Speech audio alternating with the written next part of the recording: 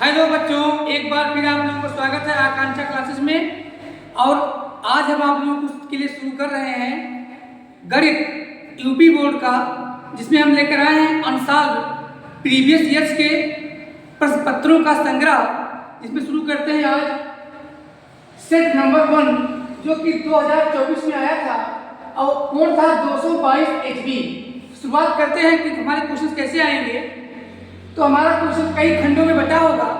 खंड आ बहुविकल्पीय प्रश्न होगा, जिसमें कुल होंगे 20 प्रश्न और प्रत्येक प्रश्न के लिए एक एक अंक निर्धारित होंगे। इसके हर प्रश्न में आपको 4 विकल्प दिए जाएंगे और प्रत्येक प्रश्न के लिए सही विकल्प आपको चुनना होगा। तो लेट्स स्टार्ट, शुरू करते हैं। पहला प्रश्न हमारा है, एक त्रिघात बहुपद के अधिक से अधिक शून्यकों की संख्या होगी। तो शुरू करते हैं त्रिघात बहुपद। जैसा कि पहले मैं बता चुका था कि किसी भी बहुपद के शून्यकों की संख्या उसके घात के बराबर होती है। तो यहाँ लिखा हुआ त्रिघात बहुपद, यानी बहुपद का जो घात है वो 3 है। तो निश्चित रूप से शून्यकों की संख्या क्या हो जाएगी? 3 हो जाएगी। तो यहाँ पर निशान लगाते हैं ऑप्शन बी पर। दूसरा चलते हैं, प्रश्न है संख्या 140 का अभाज्य गुणनखंड होगा। तो आपको पढ़ाए थे एक प्रमेय कौन सा प्रमेय था? फंडामेंटल थ्योरम ऑफ अरिथमेटिक, अंकगणित का आधारभूत प्रमेय। इस प्रमेय के अनुसार प्रत्येक भाज्य संख्या को उसके अभाज्य संख्याओं के गुणनफल के रूप में व्यक्त किया जा सकता है। इस प्रकार से हम देखें तो पाते हैं कि 140 को हम देखते हैं कि ये 2 से कट रहा है। तो 2 7 14, 2 0 0, 70 आ गया। फिर 2 से काटेंगे तो 35 मिलता है। फिर हम 5 से काटेंगे तो 7 मिलता है। इस प्रकार आता है 2 के घात 2 गुणे 5 गुणे 7। तो हमें इसमें ऑप्शन नंबर सी प्राप्त होता है, क्योंकि 2 से 2 बार कटा है। 2 से 2 बार कटा है, 2 पावर 2 आ गया। 5 से 1 बार कटा है और 7 से 1 बार कटा है। तो सेकंड क्वेश्चन का ऑप्शन सी करेक्ट होगा। फिर बात करते हैं क्वेश्चन नंबर 3 की। भाज्य, भाजक, भागफल एवं शेषफल में संबंध होगा। तो बच्चों सबसे पहले समझ लो कि यहाँ पे जो हम संख्या लिखते हैं, जिससे हम भाग देते हैं, उसे हम बोलते हैं भाजक। और जो बीच में संख्या होती है जिसमें भाग दिया जाता है, उसे बोलते हैं भाज्य। और जो कुछ भाग देने से प्राप्त होता है उसे बोलते हैं हम लोग भागफल। क्या बोलते हैं बच्चों? भागफल। और जो कुछ बच जाता है उसे कहते हैं शेषफल। इस प्रकार जो रिलेशन होगा वो क्या होगा? भाज्य बराबर। तो भाज्य बराबर क्या होगा? भाज्य बराबर होगा भाजक गुणे भागफल, भाजक गुणे भागफल प्लस शेषफल। एक बार फिर इसमें ऑप्शन नंबर सी हमारा सही है। ऑप्शन नंबर हमारा सी सही है। क्यों? क्योंकि भाज्य बराबर भाजक गुणे भागफल plus शेषफल।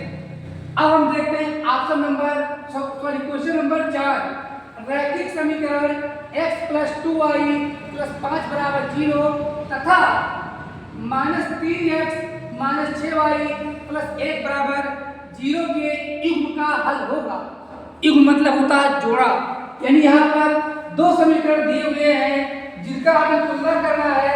ax + a1x + b1y + c1 = 0। तो यहाँ पे हम पाते हैं कि a1 की वैल्यू कितना है बच्चों? 1 है। और a2 की वैल्यू हमारा -3 है। तो क्या आ जाएगा? -1/3 -1/1/3 आ जाएगा। और यहाँ आएगा b1/b2 की वैल्यू जो बन जाएगा 2/-6 आ जाएगा -1/3। फिर हमारा c1 की वैल्यू है c1 की वैल्यू है 5 और c2 की वैल्यू है हमारा 1, यानी हमारा c1/c2 की वैल्यू क्या आ जाएगा? 5। तो हम देख रहे हैं यहाँ की A1 अपान A2 ये इक्वल है B1 अपान B2 के, और ये इक्वल नहीं है C1 अपान C2 के। इस स्थिति में हम जानते हैं कि जो दोनों समीकरणों के ग्राफ होंगे वो समांतर होंगे और इस समीकरण का कोई भी हल नहीं होगा, इस समीकरण का कोई भी हल नहीं होगा। अब देख लेते हैं ऑप्शन में हमारे पास क्या क्या है। अद्वितीय, अद्वितीय तो तब होता है जब A1 बटा A2 की वैल्यू B1 बटा B2 के इक्वल ना हो। यहाँ अगर इक्वल ना होता तो अद्वितीय होता, यानी ऑप्शन नंबर ये गलत लिखा है। फिर 2, अब 2 हल तो किसी भी ऑप्शन में हमारे है ही नहीं, तो हल किसी भी ऑप्शन में हमारे नहीं है। बात करते हैं अपरिमित रूप से अनेक। अपरिमित रूप से अनेक हल तब आते हैं अगर A1 अपान A2, B1 अपान B2 और C1 अपान C2 तीनों बराबर हो। ऐसे में दोनों समीकरणों के ग्राफ समपाती होते हैं और तब यह ऑप्शन सही होता। इसका मतलब है कि उपर्युक्त में से कोई भी सही नहीं है। तो यहाँ पे हमारा ऑप्शन कौन सही होगा बच्चों? डी, ऑप्शन नंबर डी, उपर्युक्त में से कोई नहीं। नेक्स्ट बात करते हैं समांतर श्रेणी -5 -1 3 7 का सार्ध अंतर होगा। तो निकालते हैं सार्ध अंतर। जानते हैं हम लोग कि सार्ध अंतर को हम डिनोट करते हैं डी से, जिसको फाइंड करते हैं A2 माइनस A1 के फार्मूले से। तो यहाँ A2 की वैल्यू लिखते हैं, क्या आता है -1 माइनस, और A1 की वैल्यू क्या है -5। तो आ जाएगा हमारा -1 प्लस का 5। तो यहाँ पे बढ़के का चिन्ह लगाओ और बढ़के में से छक्का घटाओ। इस प्रकार से 5 में से 1 जाएगा, ऑप्शन आ जाएगा 4। इसका मतलब है यहाँ पे विकल्प डी सही है। कौन सा विकल्प सही है बच्चों? विकल्प डी। तो आप लोग ले लीजिए स्क्रीन शॉट। चलिए देखते हैं अगला क्वेश्चन क्या है। 6th क्वेश्चन, द्विघात समीकरण ax² + bx + c = 0 का विविक्तर होगा। तो हम जानते हैं कि विविक्तर d क्या होता है? b² - 4ac। इस प्रकार हमारा ऑप्शन नंबर सी इक्वेट आता है। यहाँ पर option number C, option number C लगाइए आप। अगला देखते हैं, 2 बिंदुओं 2 3 और 2 3 और 4 1 के बीच की दूरी होगी। तो यहाँ फॉर्मूला अप्लाई करो। d की वैल्यू क्या होती है?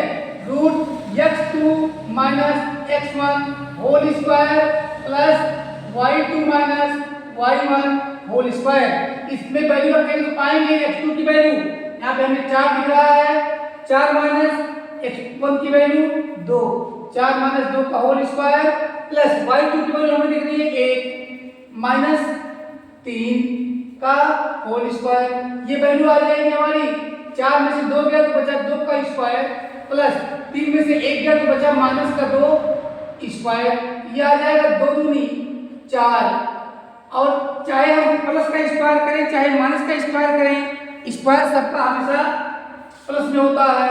ये भी आ जाएगा 4 4, ये 2 गुना 4 और 4 4 मिला के हो जाएगा 8। अब 8 को लिख सकते हैं हम 2√2। तो 2√2 हमारा आंसर आना चाहिए 2√2, जो कि विकल्प नंबर बी में दिया गया है। तो हमारा ऑप्शन सही है यहाँ पे बी, 2√2। 2√2 इसको क्या देते हैं? अब देखते हैं हमारा क्वेश्चन नंबर 8। क्वेश्चन नंबर 8 हमसे क्या पूछ रहा है? क्वेश्चन नंबर 8 के अकॉर्डिंग पूछ रहा है, यदि द्विघात समीकरण 3x² - 12x + m = 0 के मूल बराबर है। मूल बराबर है यानी अल्फा और बीटा की वैल्यू बराबर है। अल्फा बीटा की वैल्यू बराबर है, m का मान होगा। आइए देखते हैं फ्रेंड क्या होगा। तो यहाँ पर हमारा a की वैल्यू है 3, b की वैल्यू है -12 और c की वैल्यू है हमारा m। देखिए क्या आता है, हमारा अगर मूल बराबर है तो क्या होता है बच्चों, विविक्तर का मान शून्य होता है, यानी पी स्क्वायर माइनस 4ac किसके बराबर होगा, 0 के बराबर होगा। बी स्क्वायर माइनस 4ac किसके बराबर होगा, 0 के बराबर होगा। क्यों होगा 0 के बराबर, क्योंकि मूल बराबर है, मूल बराबर है। मान रख देते हैं तो -12 का वर्ग माइनस 4 गुणे 3 गुणे यम बराबर में 0, या अभी हमने बात किया आपसे कि वर्ग सबका धनात्मक होता है, चाहे वह मानस संख्या हो चाहे प्लस हो। तो -12 का वर्ग करेंगे तो 12 बरहम 144 होता है। यहाँ पे क्या आ जाएगा 144, और यहाँ 4 के 12, तो ये हम बराबर के अगर हम दाईं तरफ लेके जाएंगे तो इसका साइन माइनस से प्लस बन जाएगा 12 यम। इस प्रकार यम की जो वैल्यू आएगी वो आएगी 144 बटा 12, 12 पर यम 144। तो यम का मान हमें मिल गया 12, अर्थात यहाँ विकल्प डी सही है। कौन सा विकल्प सही है, विकल्प नंबर डी सही है। आगे बढ़ते हैं, क्वेश्चन नंबर देखते हैं 9 क्या है। तो क्वेश्चन नंबर 9 से पूछा जा रहा है, एक समबाहु त्रिभुज एबीसी की भुजाएं तो ये है, उसके प्रत्येक शीर्षलंब की लंबाई होगी। तो यहाँ पे हम बात कर रहे हैं कि एक हमें क्या मिला है, एक समबाहु त्रिभुज मिला है, समबाहु त्रिभुज जिसकी सभी भुजाएं 2a हैं। कितना है 2a। तो जब इसकी तीनों भुजाएं बराबर है तो तीनों शीर्षलंब भी बराबर होंगे, तीनों शीर्षलंब भी बराबर होंगे। हमें इसी शीर्षलंबों की लंबाई ज्ञात करनी है। तो यहाँ पे हम देखते हैं, इसका नाम दे देते हैं ए बी सी, यहाँ ये लिखते हैं, बी लिखते हैं, सी लिखते हैं। पूरा ए बी की वैल्यू 2a है, बी सी की वैल्यू 2a है, और ये मिड पॉइंट है, यहाँ पे हम रख देते हैं डी। कौन सा लेटर डी, तो इसकी वैल्यू हो जाएगी यहाँ से यहाँ तक ये, और यहाँ से यहाँ तक भी हो जाएगा ये।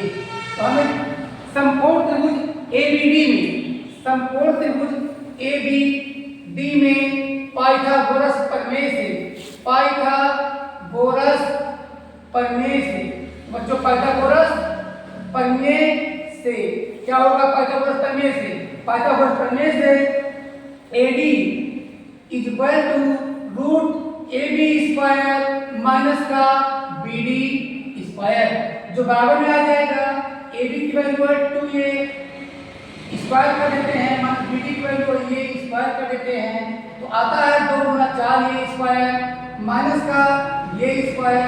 तो 4a स्क्वायर में से एक ये स्क्वायर घटा देते हैं तो बचता है 3a स्क्वायर। अब यहाँ जिसका स्क्वायर के रूप में वो बाहर आएगा तो हो जाएगा ये रूट 3, ये रूट 3। तो सही विकल्प कौन सा है, सी। कौन सा दिख रहा है हमको, सी। चलिए विकल्प सी पे सही करके लगाइए, क्योंकि हमारा निकाला गया मान इसी के बराबर है।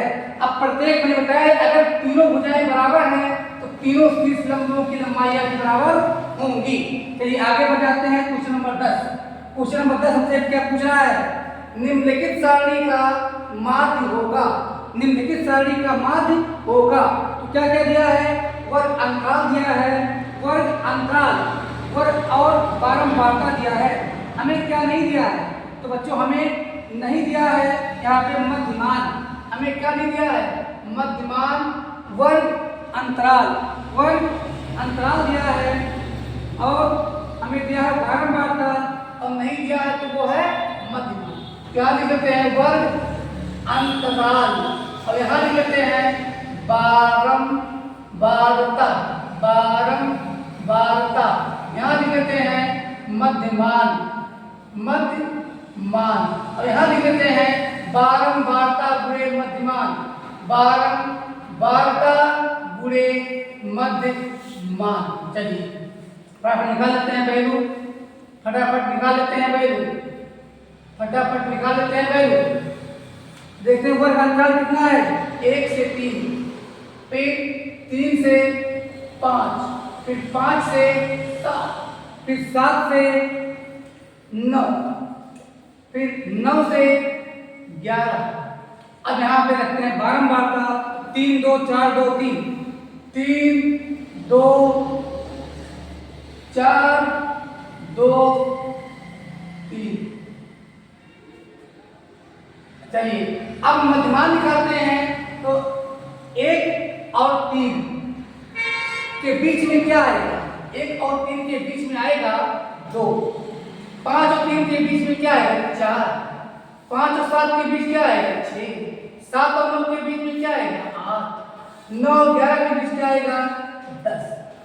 और यहाँ पर मल्टीप्लाई करके लिखते हैं 3 गुणे 2 बराबर 3 गुनी 6, 2 गुणे 4 बराबर में आता है 8, और यहाँ पर 4 गुणे 6, 4 गुणे 6 आता है 24, और यहाँ पर 2 गुणे 8 आता है 16, और यहाँ पे 3 गुणे 10 कितना आता है बच्चों? 30। चलिए फटाफट ऐड कर लेते हैं। यहाँ लिखते हैं एफ आई, और यहाँ लिखते हैं एक्स आई, और ये क्या? F I X I, F I X I. तो लिखते हैं पहले सिग्मा, सिग्मा का अर्थ समेशन, योग को व्यक्त करने के लिए एक ग्रीक लेटर सिग्मा का यूज करते हैं, जिसका योग निकालना होता है। जैसे हमें निकालना है फ्रीक्वेंसी, बारंबारता का योग, तो अब ये प्रकट कर रहा है सिग्मा एफ आई का अर्थ है सभी बारंबारताओं का योग। 3 2 5 4 9, 3 12 और 2 14 आता है। एक बार फिर से देख लेते हैं, 3 2 5 4 9, 9 5 14 सही है। अब देखते हैं यहाँ पर sigma F I X I, तो सिग्मा एफ आई एक्स आई को देख लेते हैं क्या आता है? 8 6 14, 14 और 16 हमारा आता है 30, 30 30 60, 60 और 20 80 4 84। कितना आता है बच्चों? 84 आता है। अब हम लिखते हैं माध्य, माध्य को दर्शाते हैं एक्स बार से, और ये क्या होता है? Sigma F I X I upon sigma F I. अगर हम वैल्यू निकालते हैं तो क्या आता है? 84 बटा 14, 14 6 84, तो हमें उत्तर प्राप्त होता है 6। तो यहाँ पर ऑप्शन हमारे पास है, ऑप्शन में हमारे पास है 2 4 5 2 4 5 6, 2 4 5 6, 2 4 5 और 6। तो बच्चों कौन सा ऑप्शन सही हुआ? ऑप्शन नंबर डी, विकल्प कौन सा सही है? विकल्प डी। कौन सही है? विकल्प डी। तो विकल्प डी पर निशान लगाते हैं, और अब आप लोग नीचे स्क्रीन शॉट। चलिए देखते हैं क्वेश्चन नंबर 11, साइन 27 डिग्री बटा cos 63 डिग्री का मान होगा। यहाँ पे देखते हैं कि क्या आना चाहिए, तो लिखते हैं साइन 27 बटे cos 63, ये इसको हम देख सकते हैं साइन 90 माइनस 63। कैसे?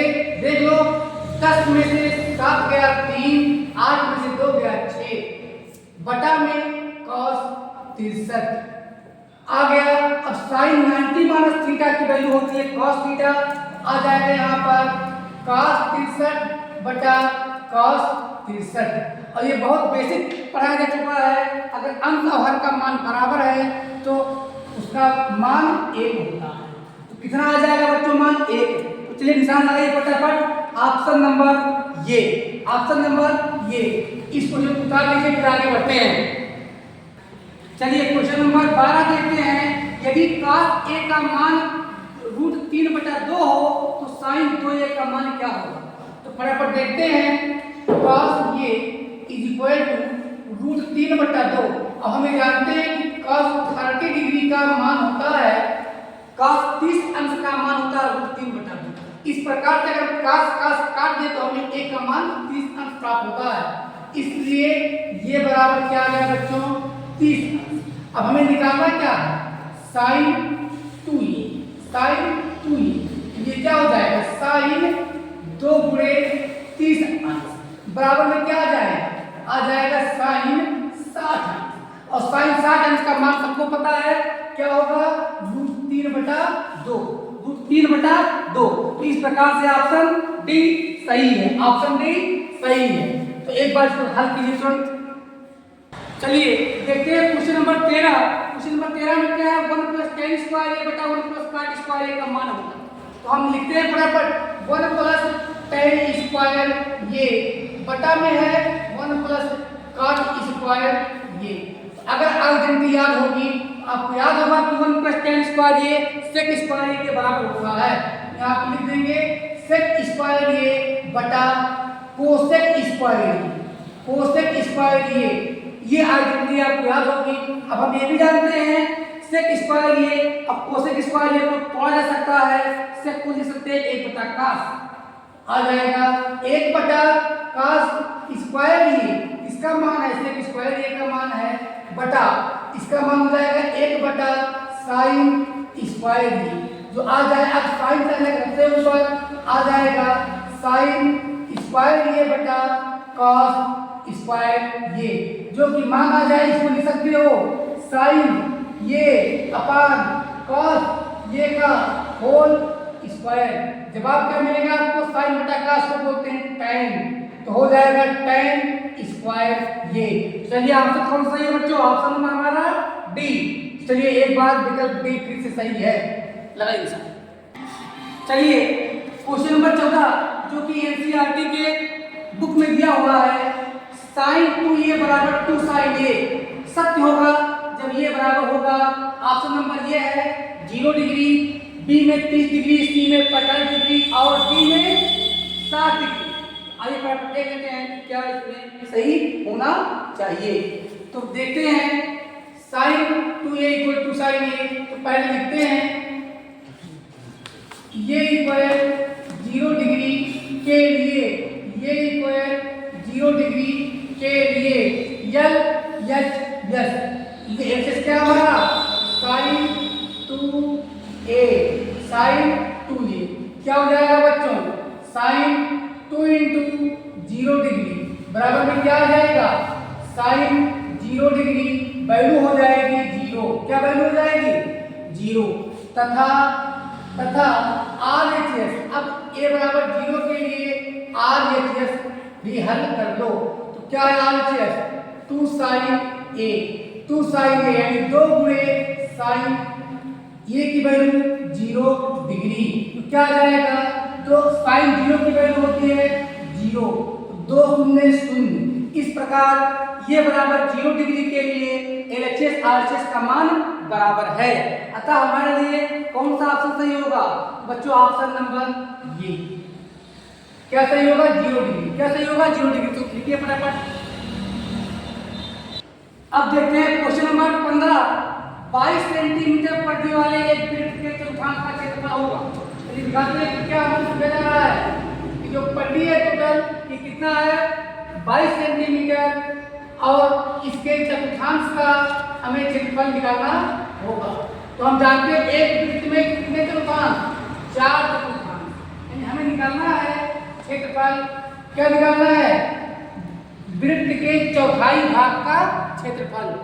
तो सूत्र लगाएंगे πr²/4। कौन सूत्र लगाएंगे, πr²/4। लेकिन यहाँ पे तो हमने r की वैल्यू ही नहीं दी है।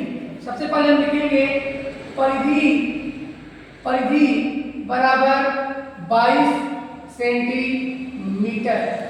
साफ कर लिए परिधि क्या होता है 2πr बराबर 22 सेंटीमीटर। अब यहाँ r बराबर क्या हो जाएगा 22/2 पाई बराबर में आ जाएगा 22/2 गुणे 22 और 7 चला जाएगा ऊपर, तो 22 कट जाएगा बच्चों, क्या आ जाएगा 7/2 सेंटीमीटर। तो हमें त्रिज्या मिल गई, क्या मिल गई त्रिज्या, r का मान मिल गया 7/2 सेंटीमीटर, 7/2 सेंटीमीटर। अब निकाल देते हैं चतुर्थांश का क्षेत्रफल, चतुर्थांश का क्षेत्रफल, चतुर्थांश का क्षेत्रफल, चतुर्थांश का क्षेत्रफल। तो देखते हैं वैल्यू क्या होगा, तो 1/4 क्योंकि चौथाई है और वृत्त का क्षेत्रफल होता है πr²। रख देते हैं वैल्यू फटाफट। तो 1/4 गुणे 22/7 गुणे 7/2 गुणे 7/2। क्यों 2 बार? क्योंकि वर्ग लगा।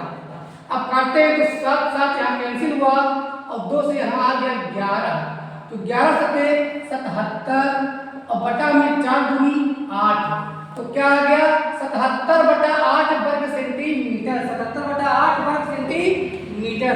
तो कौन सा ऑप्शन सही होगा? Option number C. Option number C. तो लगा लीजिए आपको ऑप्शन नंबर सी। चलिए देखते हैं क्वेश्चन नंबर 16।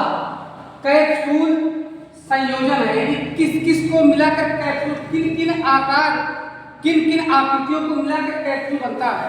तो हमने यहाँ पे कैप्सूल का फिगर बनाया है। आप देख पा रहे हैं कि कैप्सूल के दोनों सिरों पर 2 अर्धगोले चिपकाए हुए हैं। एक अर्धगोला, 2 अर्धगोला और बीच में एक बेलन है। तो क्या आया? एक बेलन एवं 2 अर्धगोलों का संयोजन कैप्सूल है। तो कौन सा विकल्प सही होगा बच्चों? विकल्प नंबर बी, एक बेलन एवं 2 अर्धगोलों। तो सही लगाइए निशान। चलिए निशान लगाइए। चलिए बच्चों प्रश्न नंबर 17। यदि कुछ आंकड़ों का माध्य तथा बहुलक क्रमशः 32 तथा 35 है तो उनका माध्यक होगा। माध्यक, अब हम जानते हैं कि तीनों केंद्रीय परिवृत्त की मापों माध्य, माध्यक और बहुलक में एक संबंध होता है। वो संबंध क्या है? 3 माध्यक बराबर बहुलक प्लस 2 माध्य। बहुलक प्लस 2 माध्य। बहुलक प्लस 2 माध्य। चलिए इसमें रखते हैं वैल्यू। इसलिए माध्यक बराबर बहुलक प्लस 2 माध्य। बहुलक प्लस 2 माध्य बटा में आ जाएगा 3, क्योंकि ये 3 आ जाएगा बटा में। बहुलक का मान दिया हुआ है 35 और माध्य का मान दिया 32। तो क्या लिखेंगे? 35 प्लस 2 गुणे 32 बटा में आएगा 3। तो क्या आ जाएगा? 35 प्लस 2 गुना 4 तो 6 64 बटा में आ जाएगा 3। तो क्या आएगा? 5 4 9 6 3 9 99/3। 3 त्रिक का 9, 3 त्रिक का 9। तो क्या मिल गया हमको? 33। क्या मिल गया हमको? 33। चलिए विकल्प संख्या डी सही है। लगाइए निशान। आसान प्रश्न नंबर 18। निम्नलिखित बारंबारता सारणी का बहुलक वर्ग होगा। तो यहाँ ये बता दें आपसे कि जिस वर्ग की बारंबारता हाईएस्ट होती है वही वर्ग बहुलक वर्ग कहलाता है। यहाँ दिख रहा है 15 से 20 की बारंबारता सर्वाधिक है, अर्थात बहुलक वर्ग क्या होगा? 15 से 20। तो करेक्ट ऑप्शन है हमारा बी। चलिए ऑप्शन बी पर निशान लगाइए। Option B. चलिए प्रश्न संख्या 19। 2 पासों को एक साथ उछालने पर दोनों पासों पर प्राप्त संख्याओं का योगफल 10 होने की प्रायिकता होगी। चलिए 2 पासों को एक साथ उछालो या एक पासे 2 बार उछालो, दोनों का सेम अर्थ है। तो कितना आएगा कुल आउटकम? 36 हो जाएंगे। और इसको किस प्रकार निकालते हैं? छोटा सा एग्जांपल दिखाते हैं आपको। फटाफट आप एक सारणी बना लीजिए जिसमें 6 लाइन खींचिए वर्टिकल और 6 लाइन खींचिए हॉरिजॉन्टल। 1 2 3 4 5 और ये 6 लाइन। ये हो गई हमारी वर्टिकल लाइन और 6 लाइन में खींचना है हॉरिजॉन्टल। 1 2 3 4 और ये लाइन आ गया 5 लाइन आ गया। चलिए फटाफट देख लेते हैं कि किस प्रकार से हम इसको निकाल सकते हैं कि कौन कौन सी प्रायिकता हो सकती है। तो पहले डाइस में सब में 1 1 1 1 1। अब इसमें दूसरे डाइस में 1 आता है, 2 आता है, 3 आता है, 4 आता है, 5 आता है। पहले में 2 2 2 2 2, दूसरे में 1 2 3 4 5, 1 2 3 4 5 और एक खाना बाकी रह गया था 6, यहाँ आना चाहिए था। चलिए फटाफट सही कर लिए हैं, तो यहाँ पे हो जाएगा पहले में 1 दूसरे में 6, पहले में 2 दूसरे में 6।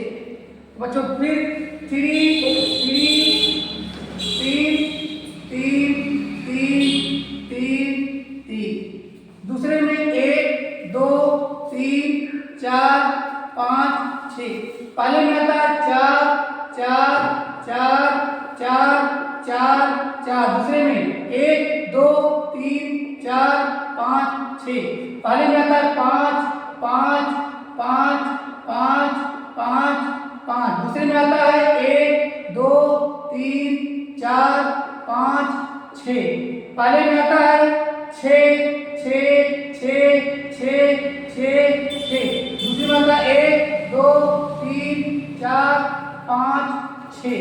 चलिए हमें योगफल 10 होना चाहिए, योगफल 10 होना चाहिए। देखते हैं 10, तो यहाँ क्या आता है 6 4 10, 6 4 10, 5 5 10, 6 4 10।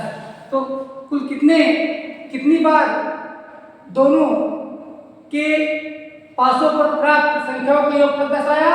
3 पर। कितने पे आया? 3 पर। यहाँ पे 9 आएगा, 8 आएगा, 9 आएगा, 11 आएगा, 12 आएगा, 11 आएगा, फिर 10 वापस नहीं आएगा। तो प्रायिकता जानते हो क्या होता है? प्रायिकता होता है ई के अनुकूल परिणामों की संख्या बटा कुल परिणामों की संख्या। तो ई के अनुकूल परिणाम कितने हो गए? हो गए बच्चों 3। अब कुल परिणाम कितने हो गए? कुल परिणाम हो गए 36। काट दिया जाए तो 3 एकम 3, 3 एकम 3 और 3 दूनी 6। तो आ जाएगा 1/12। कितना आ जाएगा? 1/12। इस प्रकार सही विकल्प है 1/12 अनुसार लगाइए। तो चलिए बच्चों, बहुविकल्पीय का अंतिम 20वां प्रश्न है। एक पासे को एक बार फेंकने पर सम संख्या प्राप्त होने की प्रायिकता होगी। सबसे पहले लिखते हैं कुल परिणाम। कुल परिणाम, तो कुल परिणाम क्या क्या आ सकता है बच्चों? पासा भी सर 1 आ सकता है, 2 आ सकता है, 3 आ सकता है, 4 आ सकता है, 5 आ सकता है, वह 6 आ सकता है। कुल कितने हो गए? 1 2 3 4 5 6। कुल कितने परिणाम? 6 परिणाम। अब क्या लिखते हैं? अनुकूल परिणाम। अनुकूल परिणाम। अब हमारे अनुकूल क्या है? हमें चाहिए सम संख्या। क्या चाहिए? सम संख्या। क्या चाहिए बच्चों? सम संख्या। तो सम संख्या देखेंगे तो क्या क्या होगा? 2 होगा, 4 होगा और 6 होगा। टोटल कितना होगा? 3 होगा। टोटल क्या होगा? 3 होगा। तो अब सम संख्या प्राप्त होने की प्रायिकता, सम संख्या प्राप्त होने की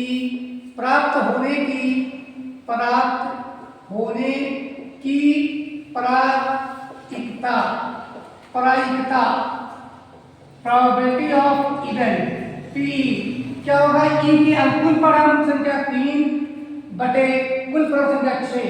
तब क्या है? 3 एकम 3, 3 दूनी 6। तो आ गया कितना? 1/2। जो हमें कहाँ देखने मिलता है? हमें देखने मिलता है option number C. Option number C. कौन सा ऑप्शन? सी। तो चलो बच्चों, अब हम अगला खंड ब शुरू करेंगे अपने अगले वीडियो में। तब तक पढ़ते रहिए, खुश रहिए, मुस्कुराते रहिए। धन्यवाद।